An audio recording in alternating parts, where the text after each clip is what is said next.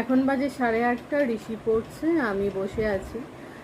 রান্না বান্না বলতে রাতের তরকারিটা হয়ে গেছে, আটা মাখবো। এই যে মুড়ি খাচ্ছিলাম, দেখুন মুড়ি গায়ে পড়ে আছে। আজকে খুব খিদে পেয়ে গেছিলো। অন্য দিন চা আর বিস্কুট খেয়ে দিন কাটাই, সরি দিন না, রাত, মানে সন্ধ্যের টিফিনটা ভুলভাল বলছি শুধু।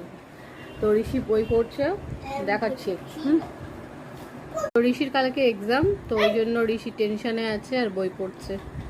এই যে আমি টেনশন না, তাহলে আমি এখন খাবো, যাবো, ঘুমাবো আর ফোন দেখবো, টিভি দেখবো। এখন স্কুলে ছুটি, এক্সামও নেই, কোনো পড়াও নেই, আর আমি আরাম। মামার বাড়ি যাবি? যাবো চলো, আমি যাবো মামার বাড়ি। কথা বলতে ভুলে গেছি, হ্যাঁ, মারাত্মক ঝড় বৃষ্টি তো হয়ে গেল। আশা রাখি সবাই ভালো আছেন। যদি কারোর কোনো ক্ষতি হয়ে থাকে তো অবশ্যই কমেন্ট করে জানাবেন, কারণ আমার একটু জানতে ইচ্ছা হচ্ছে, তাই বলা।